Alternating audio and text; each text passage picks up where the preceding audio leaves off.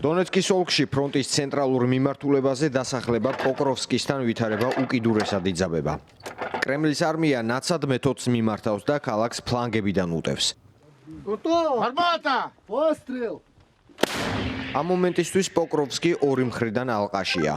უკრაინული არმია ქვეითი ძალისა და მომარაგების სიმცირეს განიცდის, რომ მათ წინააღმდეგ მუშაობს.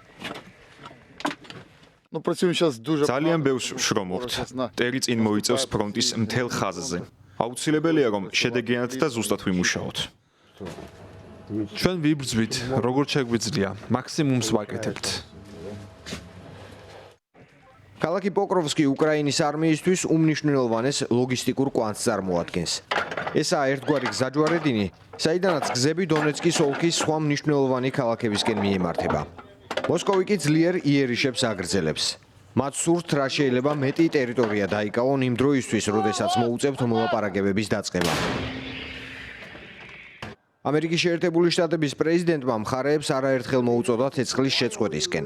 მან 2 თებერვალს განაცხადა, რომ უკრაინასა და რუსეთთან დაგეგმილი მოლაპარაკებების შესახებ დისკუსია საკმაოდ კარგად მიმდინარეობს.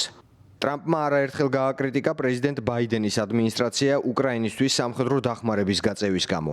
ამ დროს კი პოკროვსკის ფლანგზე რუსებმა მნიშვნელოვანი სიმაღლეები დაიკავეს. უკრაინის არმიის მომარაგების გზატკეცილები ცეცხლის ალხშია.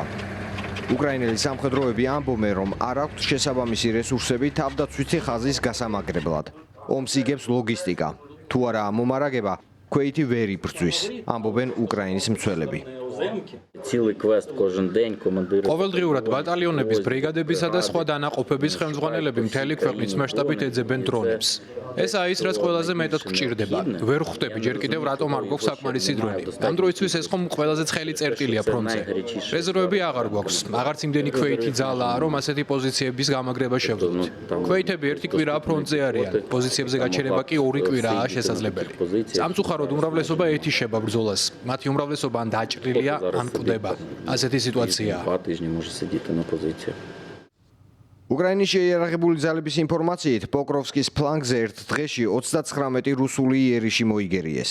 გასულ კვირას ფრონტის ამ მიმართულებაზე დასახლება ველიკა ნოვოსილკა დაიკავეს რუსებმა. უკრაინის შეიარაღებული ძალების მთავარსარდალმა ოლექსანდრ სირსკიმ განაცხადა, რომ თებერვალი რთულითვე იქნება. სამშვიდობო მოლაპარაკებებზე საუბრობენ უკრაინელი სამხედროები. უკვე მესამე წელია, ანუ ომის დაწყების დღიდან ველოდებით მოლაპარაკებებს, ველოდებით გაზაფხულიდან ზაფხულამდე, ზაფხულიდან შემოდგომამდე, შემოდგომიდან ზამთრამდე. ასე გრძელდება მომდევნო წლამდე. მზად უნდა ვიყოთ იმისთვის, რომ ეს არც შემოდგომას და ზამთარში და არც 1 ან 2 წელიწადში მოხდება. უნდა მოვემზადოთ უარესისთვის და თუ გაგვიმართლებს, კარგი იქნება. უკრაინის შეიარაღებული ძალების მთავარსარდალმა დღესვე განაცხადა, რომ რუსული სტრატეგიული ობიექტები კვლავ კიევის პრიორიტეტულ სამიზნეებად რჩება. დღესვე მოგვიანებით გენერალურმა შტაბმა საზოგადოებას ამცნო, რომ 3 თებერვლის ღამეს ვოლგოგრადის ნავთობგადამამუშავებელი და ასტრახანის გაზგადამამუშავებელი ქარხნები დაბომბეს. ზარალის ოდენობა უცნობია.